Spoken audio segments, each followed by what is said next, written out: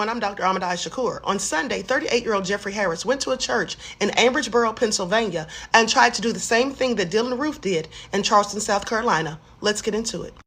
Harris was first spotted on Dust Avenue in Ford Street around 9 a.m., and he was armed. There he threatened two women outside of the church. He also tried to get in, but couldn't because the doors were locked, and the church was very crowded that day, mind you. So then he went around to the town center. One of the women was fortunately able to notify the police. They say that they received the first report or the call around 9 a.m. of a white male who was armed, and he was wearing a red hat, a white t-shirt, and a cameo vest. Please pay attention. Police say that he aimed at them once they got there. After he was taken, but pay attention, he wasn't hurt or injured at all. He wasn't taken to the hospital. He was just taken to jail. But at least they didn't take him to Burger King like they did Dylann Roof. Please pay attention.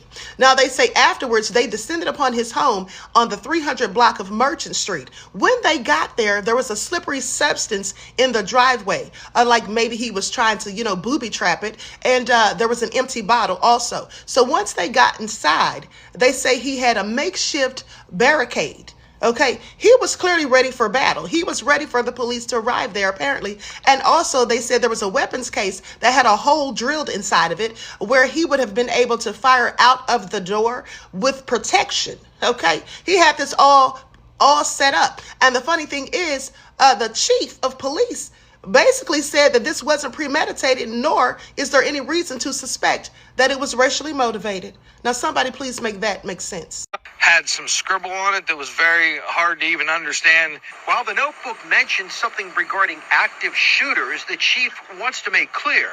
We found nothing in the evidence as of now to alarm our community to think that this was racially motivated or crimes against our churches. There were also reports of a man described as Harris's boyfriend missing or not being around over the last few days. Police say they're not sure who this person is, but they told KDKA. There was no evidence of foul play.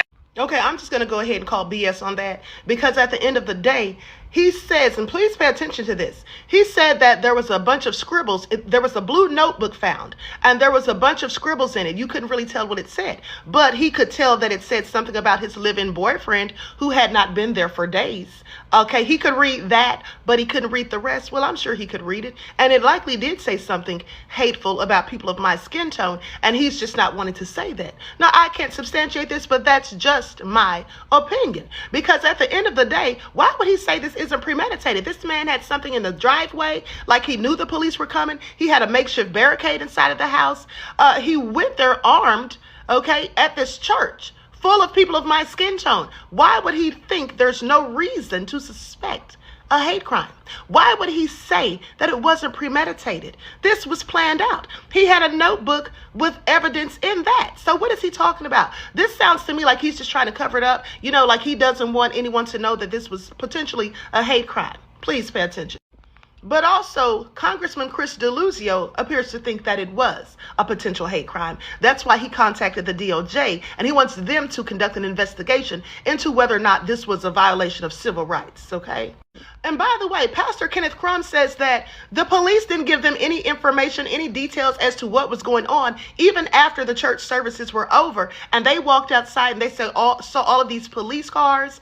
There was the bomb squad was out there, because initially they thought there was an explosive device in his home. As it turns out, it wasn't that. But they did find a bunch of ammo and an illegal substance that starts with the word crystal. Okay. Now, mind you, the police chief says that he doesn't think it was a hate crime, that he more so thinks that this all happened due to his use of the illegal substance that they found in the house, as well as his mental status.